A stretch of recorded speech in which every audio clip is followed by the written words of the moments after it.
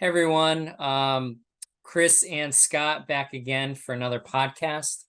This time we're doing the preseason rankings. We wanted to get this out before week one, but unfortunately, this is a busy time for both of us for our jobs. So this was a work in progress, and we wanted to get it out to you, even if some things based on injuries might have changed at this point. So we're going to go into the explanation. It's a little bit like what we did in the Dynasty podcast, but obviously it's just for the 2022 season. So maybe it's more of a redraft perspective rather than a Dynasty perspective. Yeah, and Chris, like you were saying, it is really similar. The biggest change is when we did Dynasty, we did your top 22 players on each side of the ball, and we weighted them pretty equally. We just totaled up all those points. Again, if you had the example we have here is QB1 in Fantasy Pros. This is Dynasty, but for 2022 for this exercise, we looked at what QB1 usually scores, assigned those points to you. And for Dynasty, we didn't look at your entire roster, but we looked at your top 44 players and weighted them all equally and just saw how many points you had. For 2022, we switched a couple of things up. One, we look at your top 11 startable players on each side of the ball. So if you had four quarterbacks that were all counting in your top 11 offensive players, we only counted two of them because you can only start two in a given week for your starter score. And then for your bench or your depth, we didn't do the next 11 because things are going to be really bad for you if you're playing your 22nd best offensive player in an actual week. We looked at your next four on each side of the ball, given we have the modified best ball where you have those four flexibility spots. And and we discounted those 25% because your top tier are clearly more important than that next tier of kind of fringe players. So that's the big difference here. And then we also, I know Chris had some exceptions with some of John Macri's ratings from PFF that we used as our single rater because he had true position that he used. So this time, what I did, just for Chris and maybe anybody else who had an issue with that, is I converted Fantasy Pros rankings to true position. So I downloaded their full rankings in overall order and then recategorized players based on their true position and then ranked them within that position after doing that exercise. So bottom line, 17 raters for IDP versus one that we had before. So that's another big difference. But again, we're looking at the top players on your team, a little bit of depth, and trying to predict who's gonna do the best in 2022. Wow, that was a lot of work. I didn't realize you actually went in and adjusted it based off of true position. So thank you for that. Yeah. So Scott looked at that as far as players that you're likely going to use on a weekly basis. I want to dig in a little bit deeper into looking at team composition as far as position by position. So maybe not players that you're going to use all the time, but definitely your bye week fillers or injury fillers, or even someone who is valuable in a trade, but you might not necessarily have them at the top of your lineup. Similar to what we had before, based on the position and based on the scarcity in the league, or based on the number of that position on a typical roster, it goes down the list. For example, wide receivers and linebackers would be the most. Running backs would come next, and so on. So there are a few instances where people didn't have the minimum requirement for a certain position. So in that case, the scores might look a little bit lower, but I guess it would be a little bit deceiving because you don't necessarily need all of that. It's just it's an overall health check of how that position is on your roster. And then Scott put in this disclaimer. This is just really a prediction of how your 2022 season will go based off of the experts' ideas. It's not necessarily me and Scott's opinion. We will throw in some of our opinion when we go through these slides, but I know me and him both think we have the best team. I'm sure a lot of people here think they have the best team, or if you're ranked at the bottom, you don't think you're at the bottom. So um, it isn't us. Be mad at the rankers. Hopefully, it goes the way that you want this season. And if you have any deficiencies, you can either trade or pick up guys on waivers. Yeah, and one thing real quick before we hop into the rankings, Chris, I think you mentioned this, but just to make it perfectly clear, we collected all this data about 8 days ago because we were trying to get it in under the wire and we just weren't able to record, but we didn't recollect all the data. So Dak Prescott is still QB 10, even though he's not going to finish as QB 10 for the season because coming into the year, that's where he was. TJ Watt is still DE1, even though he's not going to finish there and wouldn't be there if you look at the rankings today. So this has moved a little bit. That's why I even have that barring injuries. We know that you're never going to be able to avoid injuries, but just to be perfectly clear before you'd be like, oh, how the hell does so and so have the top rated quarterback room or defensive ends or anything like that when they're hurt? Just to wanted to put all the cards on the table there. Yeah, thank you for that clarification. So I know for the Dynasty one, it was some of these slides were an absolute mess of information. I tend to go a little overboard. I think this will be a little bit cleaner, and just a quick look at it, you'll kind of understand how good that team is. So we basically have it broken down by overall ranking and then the score, so you can see how close teams were that were maybe some teams were only like 10 points apart to separate them. We have starter and bench overall. As Scott mentioned, starter is your top 11, bench is your next four.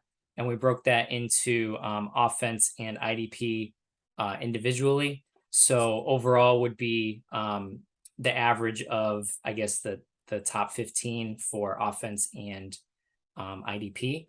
And then on the right side is individual positions. And in parentheses, that's how many of those players I accounted for.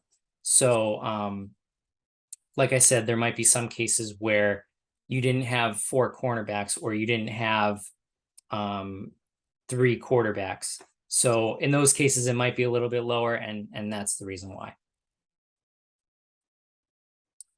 So we'll start with number 24, the Los Angeles Dons. I personally think that this is not the worst team. So what jumps out at me is I think the offense is good. And then even just the running backs are the only thing that's a little bit down, but I think the foundation is there for a good offense. And then despite IDP being worst overall for all the players that would probably be in the starting lineup, I think his depth is a little bit better than what's showing here. Yeah, and I think it is a lot. I mean, you can just look at the red for the IDP. That's what's putting this down where it is, and the fact that, like we've talked about before in some past shows, IDP scores more than the offensive side of the ball just by virtue of the scoring on that side of the ball and how many more viable IDP there are than viable offensive players if you use like a 200-point threshold or whatever it might be. So the IDP is definitely what's pulling him down, but the silver lining to this one is you've got the next half hour 45 minutes back if you sign off now, because that's the benefit of being the first one to be ranked. But yeah, it'd be interesting to see how this plays out. I think you're right, some of those offensive skills could end up helping him to climb up out of this spot, but we'll see. IDP scoring does matter. It's tighter if you look at the distribution of points. So it's not harder. It's easier to get out of an IDP hole than God, it sounded weird. I'm never gonna use that phrase again. But it's easier to climb that mountain than on the offensive side of the ball. So we'll see. Wow, you're sounding like me on that one. That's good to hear. All right. Next one is number 23, the Maroons. What stands out to you on this one, Scott?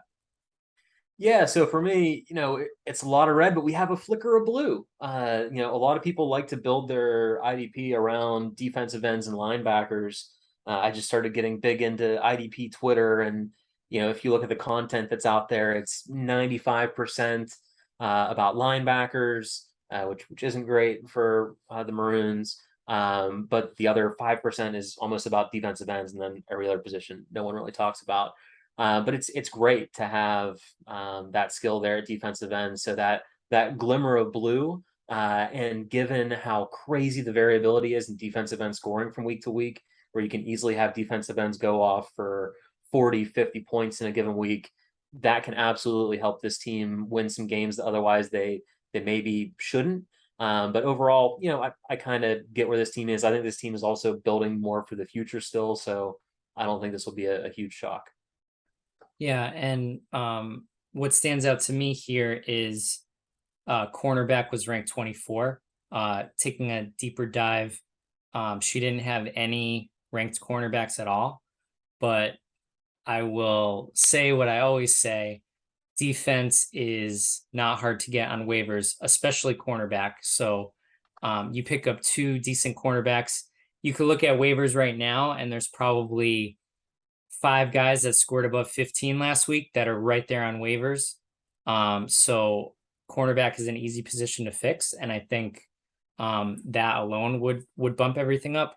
One, I guess, piece of math that's interesting to me is offensive starters and bench are both 14, and then it's overall 21. So I wonder how that worked out, but it might be that wide receivers score the most. So maybe that was the fact that that's ranked 20 that kind of brings the overall down.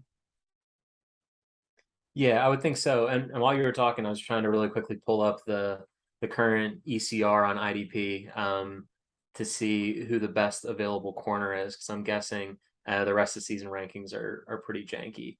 Oh, it's one expert. Yeah, the preseason stuff's always easier to get to, but I'm sure if you go back into the draft rankings, you'll find that there's a top at least 30 corner available out there. So I agree that that is a very easy position to fix, and I was just trying to find some real time data behind it. Cornerback 24, according to the experts, is still sitting out there on our Hmm. waivers, both copies, because Fantasy Pros doesn't like the fact that we use two copies, so it only shows a free agent if there's two. So worst case, cornerback 24, according to them, and that immediately would have given this a little bit of a boost, and maybe even would have moved her up a spot or two, because when it came to slotting in the IDP starters, I just had to leave a blank spot there because there was nobody ranked. So even Mhm. if, I mean, cornerback 24 is close to 200 points. So, you can easily plug in a 200-point jump here. And, imagine if it was 5,900, keep watching. You'll be able to see where you would have went up to if you just pick up, I won't name drop in case anybody wants them, but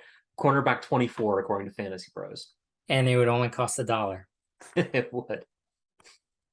All right. So number 22 is the River Monsters. This is another example that shows defense is what's dragging Rob down. Um, but I think we don't see any blues in here, but I do like what I'm seeing for offense. Quarterback's really the only thing that's hurting the offense here. Um, Running back, wide receiver, and tight end are middle of the road. So I definitely think that if anyone has a breakout season or um, plays better than expected, or there's injuries to other people and they get their opportunity, this offense could definitely be better. Yeah, and to me, this is another team that granted, I know him pretty well, but I don't think is going to be horribly offended to see that he's this low. I mean, because he wants to have a good pick. He's got Deshaun Watson, who's not going to play until the end of the year, when by then the record will be pretty well set. Um, so yeah, I mean, there is, if you think back to the dynasty rankings, he did better in the dynasty rankings, and that makes sense. He's a team that's not necessarily built for this year. A lot of the black on here that shows some middle of the ground suggests that he's not going to lose every game. It's not all red. It's not all in the 20s. It's not an abysmal scene. He's going to be able to be competitive. It's not like a tank that's throwing off competitive balance or anything like that. but definitely a team that's more built for the future. Number 23, the Miami Hooters. Yeah, speaking of which, another team that seems to just be constantly acquiring draft capital and trading away players to acquire more picks and more young players. The tight ends being in the blue in the depth rankings that you did is a really nice thing for a tight end premium league. So I think this is one of the first blue spots we've seen on any of the slides this early. So visually, it jumps out to me, and just looking at the team, it's something that definitely pops as you look through it. Yeah, and I think on this one, what's really hurting him is defensive depth. I'd say across all positions, he didn't even really have enough players to qualify for like defensive end, linebacker, cornerback. He didn't even have enough players really. So this is another case of picking up more players on waivers is just going to improve. But I think, like we keep saying, it seems like Sam is building for the future. So maybe that would be counterintuitive to his plan to make his defense better. Because I know having the foundation on offense, you can turn that around next year with draft picks or even trades. So if you have offense, you're in a little bit better shape, and then you can always fix defense next year after you get your good draft pick in next year's rookie draft. Number 20, the Cleveland Crush. So I think on this one, again, 20 seems low just based off of what we're seeing in some of the blue. So I like to build my teams wide receiver and linebacker and then work out from there. Those are the ones that I focus on. And then in Superflex, I find quarterback to be really important. And those are three spots that he's strong in quarterback and wide receiver, and then he's okay at linebacker. So some of these positions that he's lower in, that's lowering his overall score, I don't think are critical positions. So this is another one that, despite it saying 20, I really think he's a lot better than that. Yeah, and my thought is at the end of the season, this might be the one that we're the most wrong about, because it wouldn't The really take experts are most much wrong about. the experts, I'm sorry, are the most wrong about, because it wouldn't take much for this team to improve. Defensive tackles, you can stream, you can pick them up if you're smart about matchups and things like that. So it'd be really easy to bump that up, or at least to have that be higher on a week to week basis.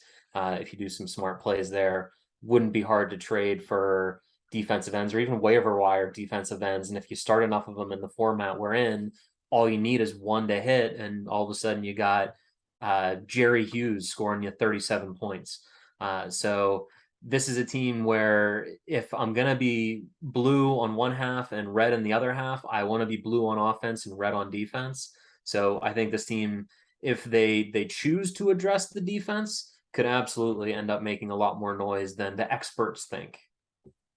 I think I've officially indoctrinated you. All I'm hearing out of your analysis is offense is very important, defense is easy to fix. So I'm glad we're on the same page. Yeah, just wait till we get to the top and they're really good defenses, and I start talking about how valuable that is, and you're like, well, so just we'll be friends for now, though. That works. Okay. All right. Number 19, the Barcelona Dragons. Yeah, I mean, wide receivers. In this format where you can start a whole bunch of players, having that wide receiver depth is absolutely huge. And that's what buoys this team. I know they're not blue in the overall offensive things, but being middle tier there and then having problems on defense, you kind of cut and paste a lot of the comments I made from last time combined with a few slides ago when we were talking about the importance of linebackers and defensive ends when someone else had some good defensive ends in their group. So that's definitely what jumps out to me with Barcelona. Yeah, I think even though it's red for some of the IDP, I think this is even at 19, I think this is starting to be a middle of the pack team. And like I said, wide receiver is my bread and butter, and defensive end is a very high scoring position. So this is another team that I think can definitely outscore what the ranking is here. Couple important positions that are low, I think linebacker, safety, and running back. We're factoring in so many of those positions. So the fact that they're ranked lower is bringing down the overall. But if we were looking at a fewer subset of players, I think this team would definitely be ranked higher. Number 18, the Baltimore Stallions. Now we're starting to get into very little red. Despite it being 22 overall for offense and the bench being 23, I think it's really just this team's not top heavy. So like some of these key positions, running back, tight end, linebacker, those are pretty solid.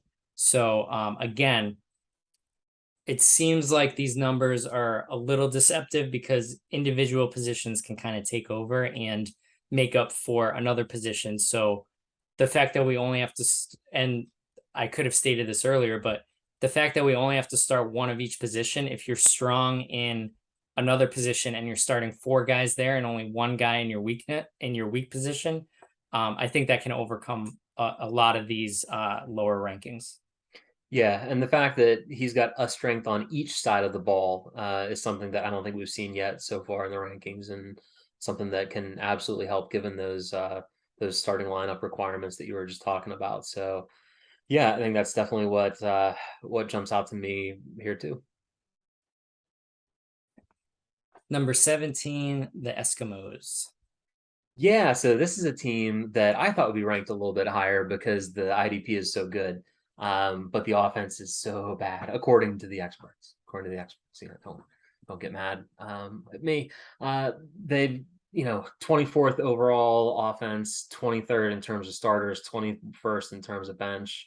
Uh, this team is gonna rely on IDP scoring and having a lot of hits, a lot of weeks, but they can do it. I mean, they're going to have some weeks where they are very competitive and they even knock out teams that are ranked much higher than them because of how much volatility there is in IDP and the fact that they have really good IDP assets overall.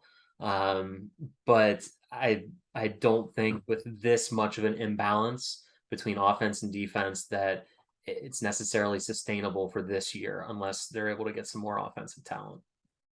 Yeah, and I think based on what we're seeing here, every single bench ranking is higher than the starter ranking. So bench is 10 compared to 17, offense 21 compared to 24, and then defense 2 compared to 8.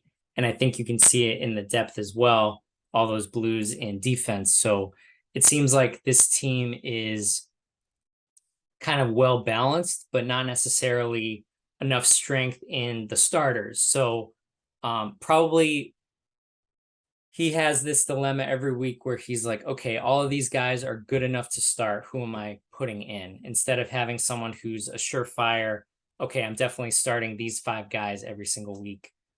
Maybe if he's making his decisions correctly, who to put in the top 26, his defense could overcome some of the deficiencies on offense. But I just found that interesting that it looked like his bench and depth was ranked higher than his starters.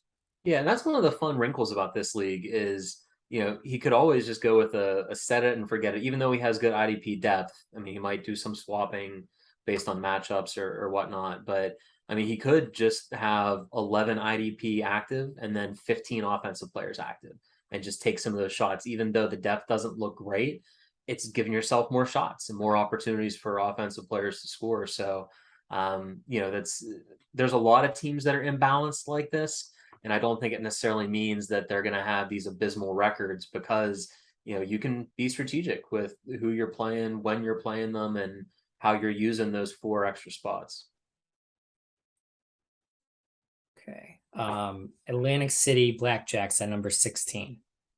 Yeah, so another pretty solid team. I think as we continue going up in the rankings, you can see the team score there. We're already several hundred points higher than where we started. We're well over the 6,000 point threshold. So these are teams that I think is going to be easier to make some noise according to the data that we have on them. We're also seeing less red. That's one of the things that's just jumps out to me here is, only 5 categories. Again, it's offense, which we talked about is a little bit harder to fix. But with the starting requirements, you can always do some magic there. In terms of where to be deep, corner probably isn't the place where I'd want to be the deepest on offense. I'm sorry, on defense, but being in the top 3 in any category is a real strength in a league like this because you just roll out 4 corners every week and you got 4 good ones, then they're going to score you points. You might have a little bit of variability, but it's IDP football. There's always variability involved. So that's my quick take on Atlantic City. Yeah, I think this one's interesting. Based on the overall offense on the left side, it makes it look like his offense is just really bad. But digging into it, again, like a broken record, I think wide receiver is extremely important. I haven't dug super deep into the roster, but maybe he has enough wide receivers that he only needs to start one running back. And if that running back can at least get a dozen points, he can make up for it with his strength at wide receiver, and even tight end is starting to get into that strength. Yeah, so that's the beauty of making up for your weaknesses, kind of masking them with your strengths. And this is the first, I could be wrong, but this is the first defense that doesn't have a red in it that we've seen so far. So it's probably going to be enough to make him competitive every week because, like you said, defense in ways is more consistent and has a higher floor. So, I mean, aside from maybe defensive tackles, but having a relatively good defense is probably going to keep him at least within shooting distance from winning each week. Number 15, the Richmond Rebels. This one I found interesting because basically ranked a little bit below average, but if you look at the individual positions, it looks like he should be top 5 because his offense is really, really good. He has 3 blues right there, and then his quarterback is still pretty good. And then the 2 spots that are weaknesses on defense are 2 positions that I really don't care about. I never focus on defensive tackle or cornerback. So this is honestly the ideal way that I would build my team. So I'm kind of jealous of his rankings on this. So, I mean, overall, I think this, just looking at the individual positions, this team should be ranked a lot higher. Yeah, and this is the other. So if I were to pick the 2 that I think start of the season to end of the season might be the most different, this is the second one that I would have picked. First, because I've been in enough leagues in enough years with Trey to know that I don't think I've ever seen him finish in the bottom half of a league, let alone 15th out of 24. But like you said, the problems are addressable problems, either by the composition of your lineups or by streaming. If you're on IDP guys, Johnny the Greek has a weekly cornerback corner where he tells you here are the best cornerback matchups, and I use that every week. Giving away trade secrets here, but it helps you find the matchups and play them, and you can have bad corners season long and have pretty solid corners week to week. And you could say the same about defensive tackle, even though the content isn't out there for that quite yet. I think it's a very streamable position if you're smart about your selections. And I think that this is another team that could end up much, much higher than 15th. I will end up much, much higher than 15th, even with minimal roster changes. All right, number 14, the Brigade. Yeah, so with the Brigade, this is the first team that we've seen blue and quarterback. This is a super flex league, so quarterback is a really crucial position, and I think that's the biggest thing that jumps out to me. That and two, I don't want to steal yours, but the disparity between the offensive starters and the offensive bench. But again, in a league like this, you don't have to start any of those bench players. If you just went with those top 11 offensive players and then started 4 extra IDP to come up from that 17 spot, that's a completely viable strategy. So those were the two things that jumped out to me about the brigade. Yeah, I just echoing that he is top heavy on offense. So like you said, it doesn't matter what his bench is as long as his guys don't get hurt. So quarterback and wide receiver are totally locked in. Second best wide receivers. So he's probably starting a ton of those each week. Probably only starting one running back, and that's enough. The two positions that he's weak at on defense are addressable. Definitely have guys in those positions on waivers. So those can get fixed. And again, I like to build at linebacker, so that's really good too. So I mean, you put in 4 players at linebacker and wide receiver, that's already a third of your lineup, and those are his 2 strengths. So I think yeah, with this, I think the depth doesn't really matter. The fact that he has super high in a couple of the positions. All right, number 13, the Steagles. So with this one, clearly quarterback is holding him back. Because he's really good at the rest of the offensive positions. Doesn't really have too much weakness overall. Defensive end is a little bit weaker, but every other defensive position is pretty good. So I think that kind of balances out to be smack dab in the middle. Yeah, and I see, this same sort of pattern as with the last team, except where the strengths are on the offensive side of the ball. I love building around running backs. In a super flex league, I know quarterback is important, but I just picked up, Cooper Rush for I think $88.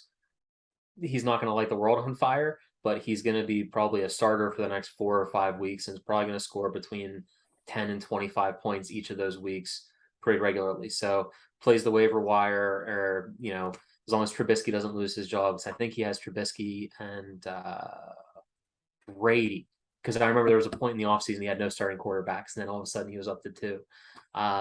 So yeah, I think this is another one of those spots where quarterback injuries or buys could make things a little bit more challenging.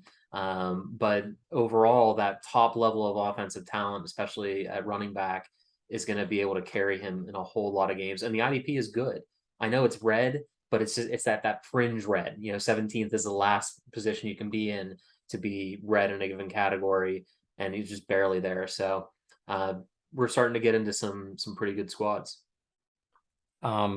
If you're starting Cooper Rush, I don't know what the state of your roster is. So I'm not, but he is available. And Jacoby Brissett. I'm the I think I have Joe Flacco too. I may not. Do I have Brissett in this league? I think I have Brissett in this league. I'm the island of misfit quarterbacks, and that's how I like to play super flex. So all I have is Derek Carr, and I will not be trading for any of those backup quarterbacks. So I don't know if anyone else will, but yeah. Hey, I'll hoard them. Yeah. Eventually you'll be desperate enough. I mean, there's no harm in trying. So all the power to you. Yeah.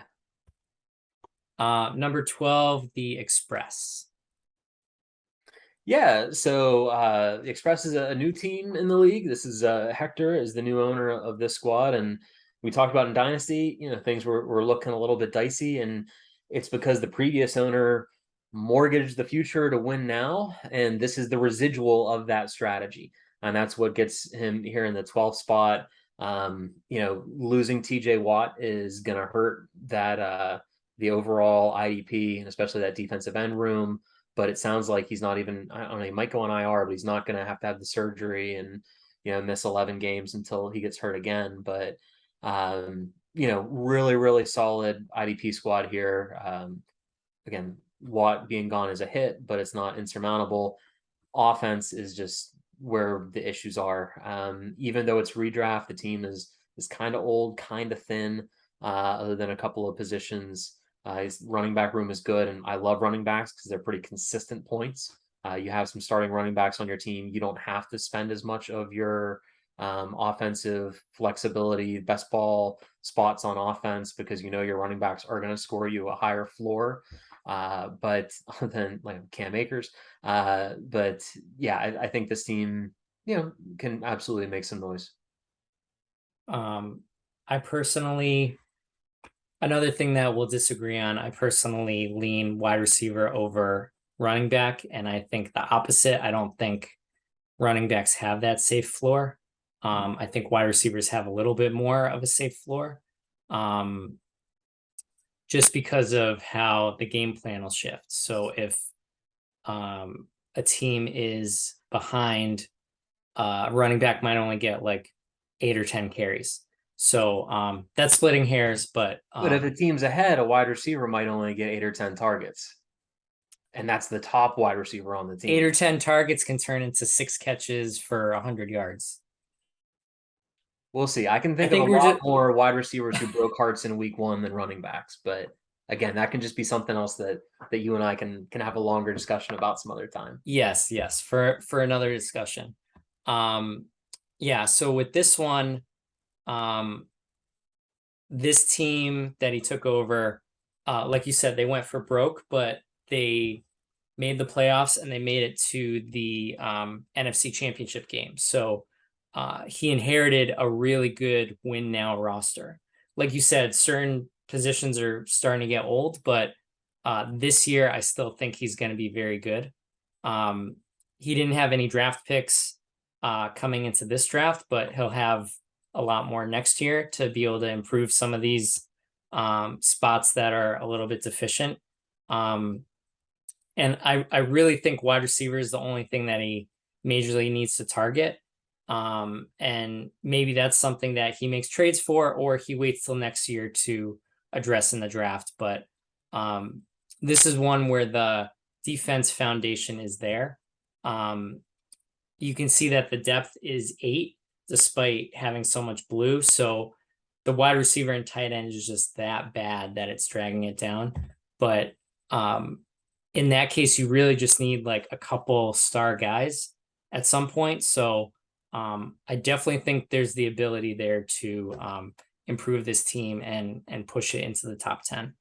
Yeah, and you can see from the 11 at quarterback, he's got some depth there, so he could always, for a team like you who's needy at quarterback, could always flip a quarterback. He has actual viable ones, not the Flaccos and Rushes and Brissett's that are on my misfits. But yeah, there are definitely ways that he could do things to address this if he wants to, and or he could just let it ride and see how it plays out this year. All right, the Oklahoma Outlaws at number 11. This team actually made it to the Super Bowl last year, and then fell short. But this is similar to how I would build a roster. Like I said, focus on wide receiver, focus on linebacker.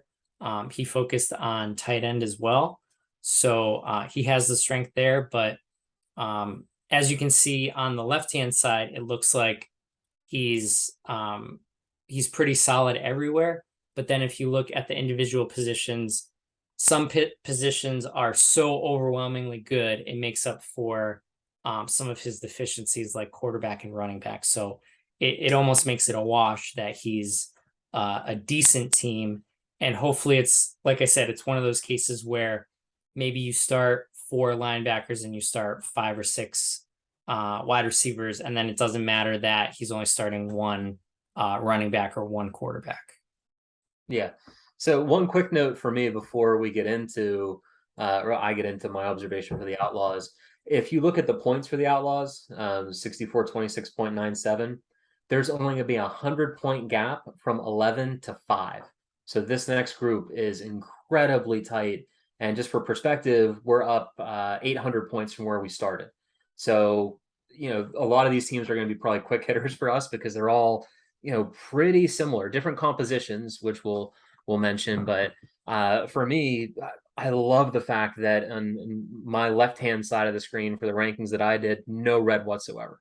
No glaring weakness, one blue spot, and it's in a really good place to be blue, which is your offensive starters. So it makes sense. This team could have easily been higher if he would have picked up cornerback 24 before we did this. That probably would have added 50 points, which would have moved him up 5 spots or 4 spots. So a really good team. We're about to get into really the meat of the good teams before we have kind of a tier jump in the top four. Yeah, and that's a good point to mention that the next whatever 6 or 7 or so teams are all very closely ranked, are very close in their total points. The fact that we only have 8 teams that go to the playoffs, that means there's going to be those tight races, those wild card races. So it's one winner from each division. So that's 6 of the teams. And then it's only one wild card for each conference. So um, much like last year, we'll probably have a lot that are decided in the last couple weeks. So that's something exciting to look forward to. Mm-hmm. Number 10, the Canton Bulldogs. Yeah, so Vinny is a team who had a lot of injury issues and bad matchups early in the season last year, made some smart trades to retool for this year, and we can see it paying off. We had him ranked pretty highly going into last season, ranked pretty highly coming into this season. Again, number 10, but wouldn't take much to make that 10-5. No red on the left-hand side of the screen, and we're up to 3 blues, including bench. And I love having depth at bench because in a league like this, you're going to have buys if nothing else, but you're going to have injuries, and you have that modified best ball format, which makes having players that are likely going to score well for you as viable, safe options to start rather than kind of dart throws and hoping you're going to hit. I think this is a team that's going to have pretty stable scores from week to week, and they're going to be pretty solid scores. Overall, I think a really good team. Yeah, echoing what you were saying, I think you can see every single spot where we say bench or depth is blue. So it doesn't matter that his starters are the top of the top. The fact that his bench, the next guys that are going to come up, if he chooses the right additional 4 every week in his active roster, those guys are going to slide into his starting lineup. So the fact that he has that depth and that those solid players that are the fringe starters that he'll put in as his potential best ball subs. Excuse me, I think that's going to help a lot. And then there's certain weeks where a lot of teams have just a ton of buys. Like I think week 6, week 8, and week 9 just have a ton of teams on a buy. So someone that has such a high ranking depth is not gonna get hurt by that. So I definitely think this is one of those teams. Wide receiver is really the only weakness here because I don't think safety is really too much of a downside in the greater scheme of things. So again, with this wide receiver, maybe you just start one, and then it doesn't really impact the other 21 players that are starting for you. Okay, number 9 is the Gunners. We're starting to see a lot of blue as we're getting higher into the top 10. I think here his offense is very, very good. Again, this is another one where wide receiver is a little bit lower, but if he starts more quarterbacks or running backs, he'll make up for that. And he really doesn't have a lot of red here. So I think overall his strengths can overcome those weaknesses. Yeah, and I think this is again another good squad. Starter heavy, which is the only minor concern. That offensive bench being in the red is kind of concerning, but it almost feels weird to even try to do rankings for Evan because in the time that we've recorded this, he might have made 2 or 3 more trades, maybe even one with you. I haven't seen if you put on your phone on the side, but he's someone who's constantly moving, and I think that it's overall it's paid off well. I mean, we'll see how it turns out on the field, but in terms of the rankings and the composition of his team, good startup draft, good off season, and yeah, I wouldn't take too much effort, but I could see the bye weeks. I haven't looked at his roster in terms of if they're clumped or if they're distributed. It'd almost be better for him if they were clumped because he doesn't have that depth. Just have a ton of buys in a given week, take that L, and then be set for the rest of the time when you have this much strength in the top end. But yeah, we'll see how this roster looks at the end of it. All right, number 8, the Chicago Tigers. Yeah, so this is where we start to see one of, if not the most elite IDP squads. I guess we have him as number 3 overall. And this goes to show that if you have a really, really, really good set of IDP, it can make up for offensive deficiencies. I know you don't want to have offensive deficiencies. I know it's easier to get up into the middle with IDP through waivers, through trades, and everything like that. But it's hard to get up into that elite territory where you actually have positional value in terms of players that are ranked so high that the replacement on the waivers is a significant gap. And this is one of those teams. So even though the offense is a little bit weak, just that bang in defense is going to be enough to get him a lot of points. And again, when you have the top couple of players within some of these positions, I noticed, in your individual rankings, he's not number 1 or number 2 in any of the specific ones, but he's got enough elite talent on defense that he is going to outscore pretty much every other defense that he plays. It's just how much the other offenses outscore him because he's got some deficiencies there. But again, he's still better overall than 6 other offenses. It's not a great spot to be in, but when you're that far ahead in terms of IDP, I mean, we saw that work out for the Super Bowl champion last year, who was very IDP heavy and had such a positional advantage there that it was able to make up for some of the offensive deficiencies. So that's what jumps out to me here. Yeah, so this team was actually the best team in the AFC last year. Scored the most victory points. Just looking at the positional breakdown here, his defense is so good that it makes up for on the running back side, wide receiver side, tight end side being ranked almost at the bottom. So that's how good his offense is, or his defense is.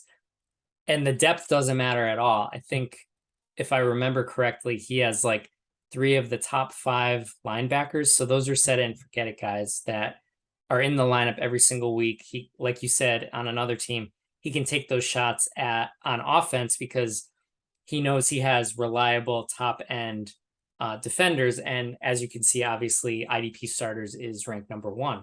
So if he has those guys that week in and week out are always scoring high, that's when he can play around and do it based off of matchup or do it based off of who's getting hot for offense. And I mean, defense scores more in general as like a higher ceiling for when they do blow up. So I definitely think that can make up for the offense. And if he does eventually get some good running backs and wide receivers, he might be unstoppable. So I kind of hope it stays this way, that he's elite on defense and he's not as good on offense, because he would be a really scary team. And I think he's always going to be a favorite to win his division.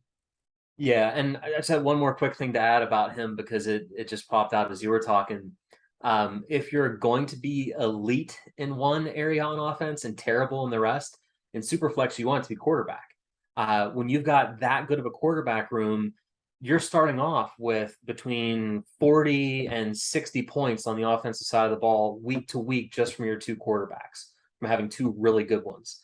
So you can suffer some bad weeks from running backs, bad weeks from wide receivers, bad weeks from tight ends when you have that really strong base at quarterback. So, we see it does hurt the overall rankings, but I think that's another place where it jumps out, where it's just terrible at running back, wide receiver, tight end, but elite at quarterback. And, he's proven that's a winning recipe. Mm-hmm. Okay, number 7, the Cincinnati Reds. Do I go first on this or you? Yeah, you can go ahead. Sorry, I just added stuff to the last one. So this is the team that is the defending champs. Um, very good team. Um, the number one defense. Tigers has the team that we just talked about has a lot of star power, but Reds has a lot of just overall strength.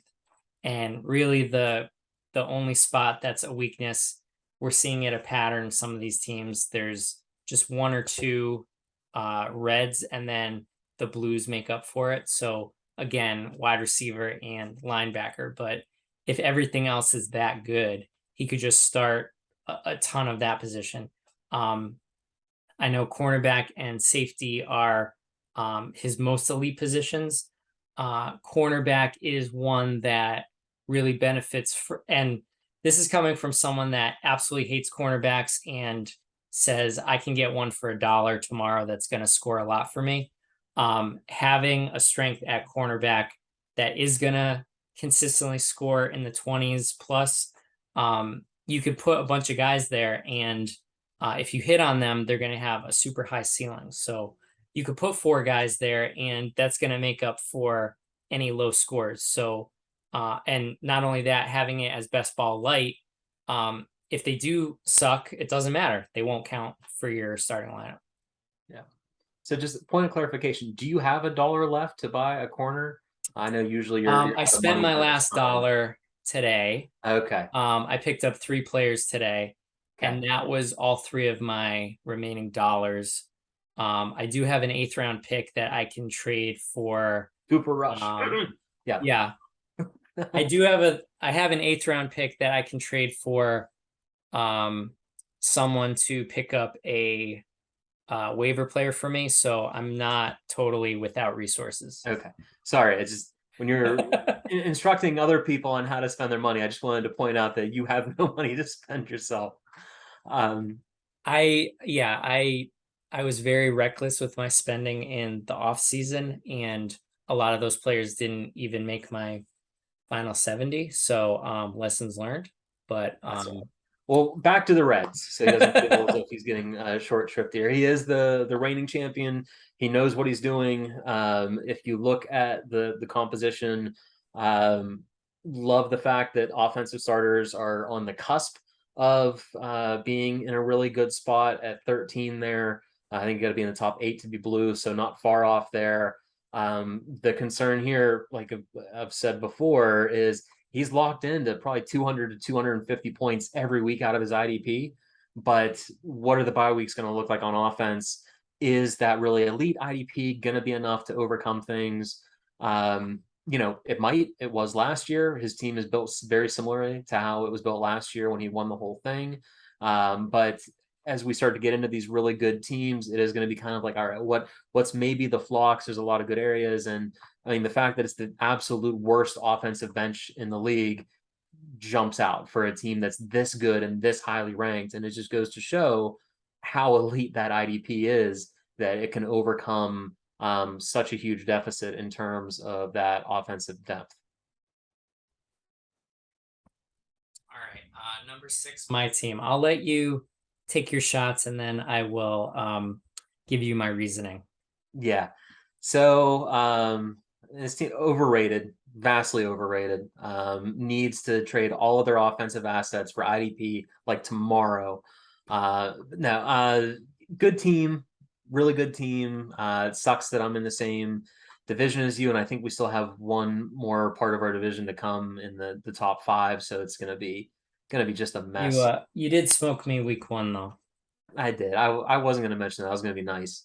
But no, I mean you're really solid on offense across the board outside of running back, which misguidedly don't care as much about. By the way, I agree with you for dynasty purposes, but for redraft, give me running back. Give me running back 10 over wide receiver Yeah, 10 fair any enough. day of the week in redraft. Fair enough. But you have a really solid offense. Your defense is serviceable enough that it's not going to hold you back. I really thought your ranking might be a little bit lower and that might pull you down overall. And when I initially missed Devondre Campbell, that was the case. But you pointed out that hey, they put an apostrophe there. It didn't count for me. So once we fix that, middle of the road defense, elite offense. I think that positional advantage that you're going to get from the wide receiver room by virtue of all the trades you made is gonna pay some benefits this year. Yeah, and I think I mean, I have the most knowledge about my own team and how the rankings kind of differ from what I think. Um, my cornerbacks this week scored 30 points and 15 points. So I think Nate Hobbs was unranked, so he didn't even count towards this, and he scored 30 points. He's on the Raiders as their number one corner, and he plays in the AFC West. So he's going to get a lot of points. So I think that cornerback ranking is deceptive. So that doesn't matter to me. Safety, I traded away like 8 of them this offseason. So that 17 is more than fair. Running back, I think they were ranked a little low too. I have Dobbins and Pollard, who I think are both going to be solid. And then James Robinson and Daryl Henderson were both criminally underrated. And we saw in week 1, they were both pretty solid. So I'm not worried about those little guys, those little red ones there. I think I'll be okay. Fair enough. All right, now we're going to the most overrated in this entire slideshow. The Pittsburgh Maulers. Not much positive to say here. Yeah, another very, very good team. Quarterback is the only quote unquote weakness, but I mean, Wentz just scored like 35 points. So I don't really think it's a weakness, even with that. I think you'll do just fine with that position. And then obviously every other position is either good enough or a strength. Yeah, I mean, defensive end and linebacker are the bread and butter of defense. So you're good there. As we said, your only red is quarterback, and I don't really think that's even a red. It's interesting that you say that running back is what you work towards the most, and it's kind of it's good, but with how much you were talking about running back, I expected it to be in the blue. Fair enough. And if anyone wants to sell me a reasonably priced running back, I will absolutely take them. But yeah, no, I like my team. Quarterbacks. I'm an odd duck in every super flex league. I'm the guy who drafts quarterbacks late, unless value happens to fall to me, and it never falls to me in super flex leagues. So I'm always rolling out. In one league, I got Matt Ryan and Ryan Tannehill as my 2 starting quarterbacks and won my first week matchup in that IDP Invitational. So I know it's better and it's less stressful to have 2 good quarterbacks, but I'm willing to throw some darts there with the idea that if I keep 3 active, 2 are going to have a floor of 20, and if those happen to be in the early game, I'll pull the third before he even plays at 4 o'clock. So yeah, I'm happy with my team. Would like to be a little bit better at running back from a redraft perspective, but when I trade for players, I like to do it later in the season to get a little bit more of a discount, shorter term rental. So we'll see if I end up having a need there. But like you, I could easily list the many reasons why my running back room deserves to be top 5, but I won't bore everybody with that. All right, number 4, the Houston Oilers. Yeah, so this is where we see that tier jump. So I mentioned the gap from 11 to 5 was about 100 points. The gap from 5 to 4 was 100 points in and of itself. So Houston is a good squad. It feels kind of petty since they're ahead of me to talk negatively about them, but I'm gonna. By virtue of the rankings, you see they have the number 1 QB room, the number 1 offensive bench. They can't start all those quarterbacks. And that's buoying their score here. Again, that's not to say this is a bad team, but I think this is one place where I can't remember, and I don't have the roster pulled up in front of me, and I don't want talk and distract myself too much here. But he's got a lot of good quarterbacks, which is a very good thing in a superflex league. He's got Cousins, Kyler Murray, um, Aaron Rodgers, and Carson Wentz.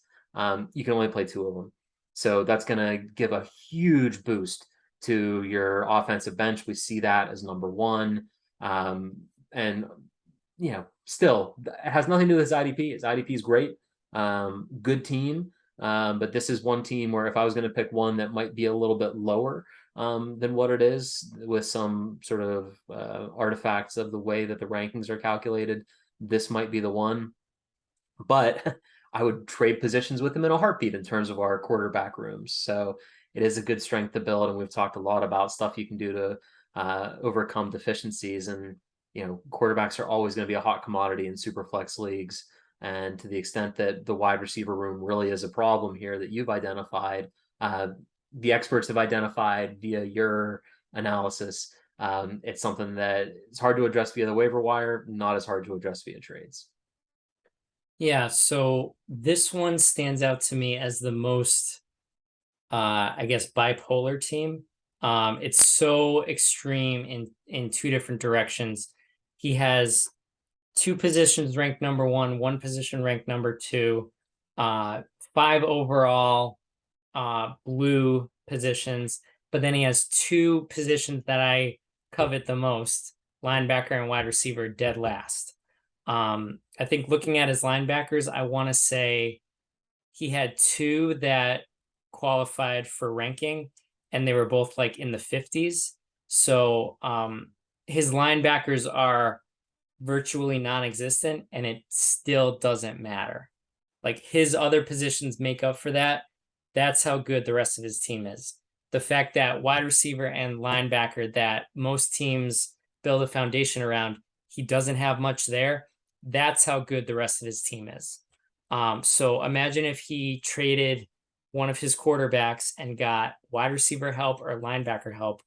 This team would probably, I don't want to give him ideas, but this team could probably boost up to number one, just by making a couple smart moves, taking advantage of the value he has at some of these top positions.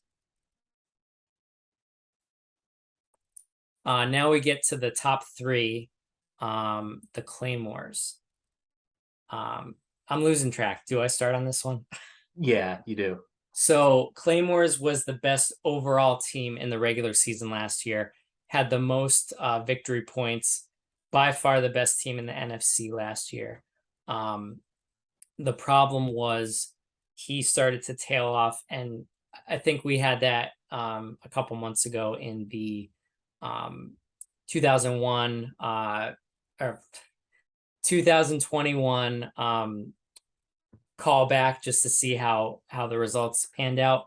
He was excellent up until the last couple weeks of the regular season, and then he was one and done.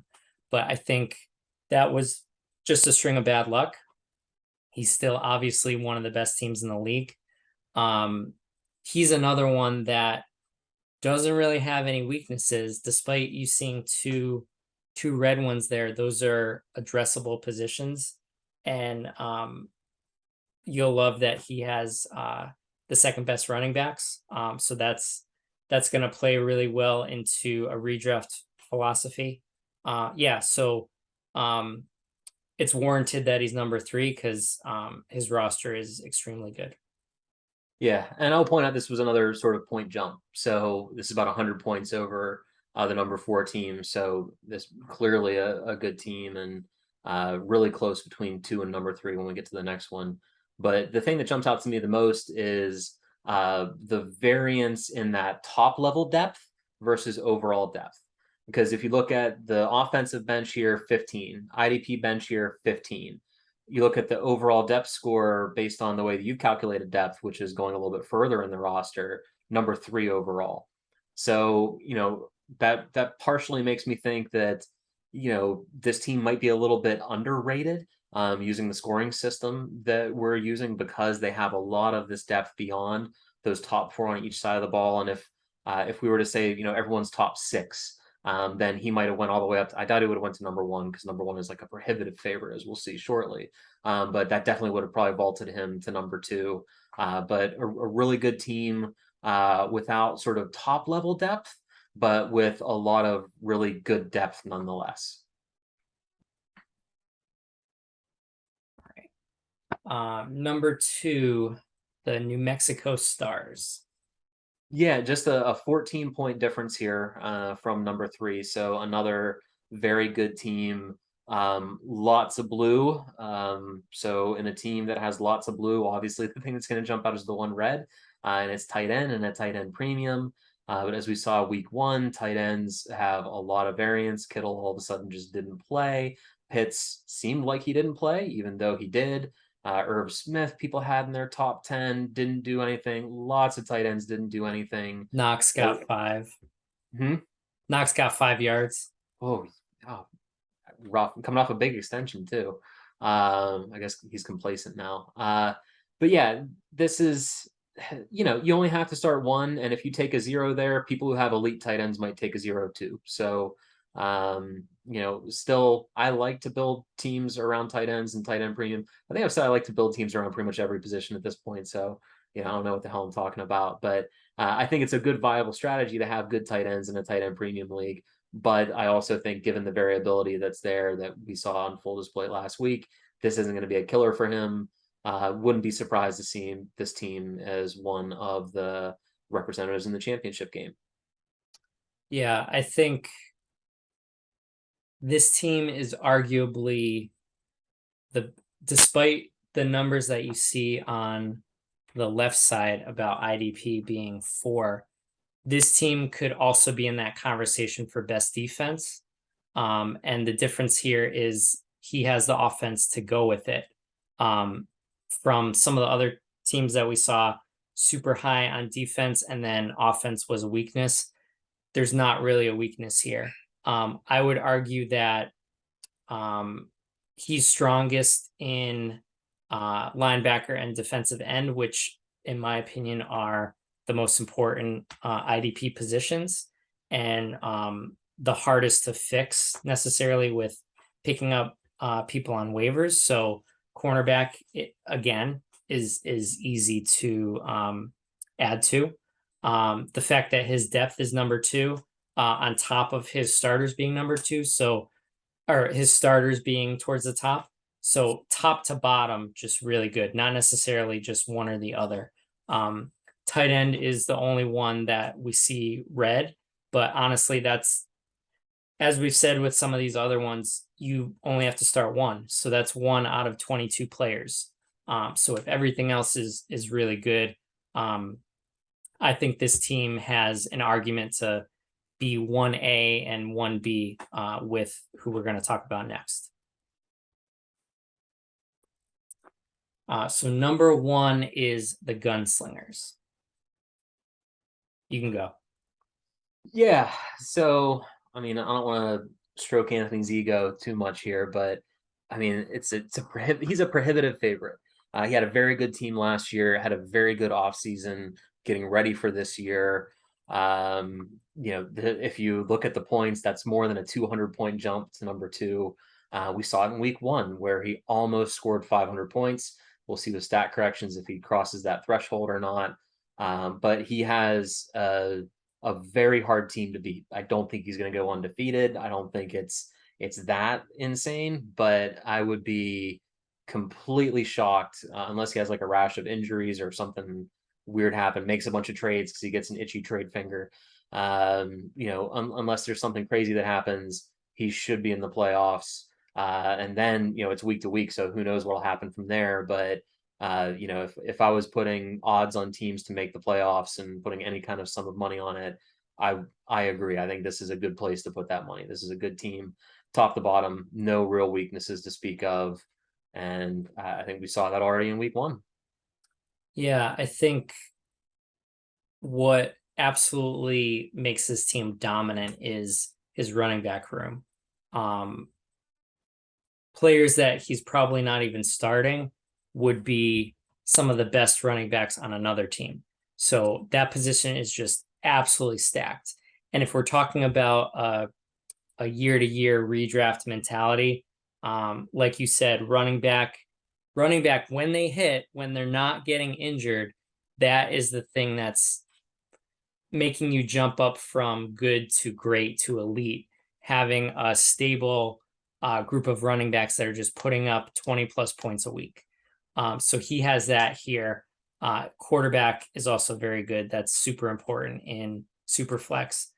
Doesn't have any weaknesses, has the number one depth. So no matter who he's putting in, they're scoring a lot of points. So not much more to say about this team besides it's probably the scariest team to go up against.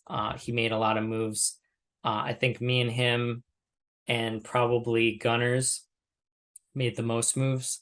But yeah, he most of his moves were clear wins to improve this roster. So yeah, it's going to be a scary team to go against. Yep, I agree. Do you have any closing thoughts? No, I mean, I hope you all enjoyed this. It's fun looking at all this stuff.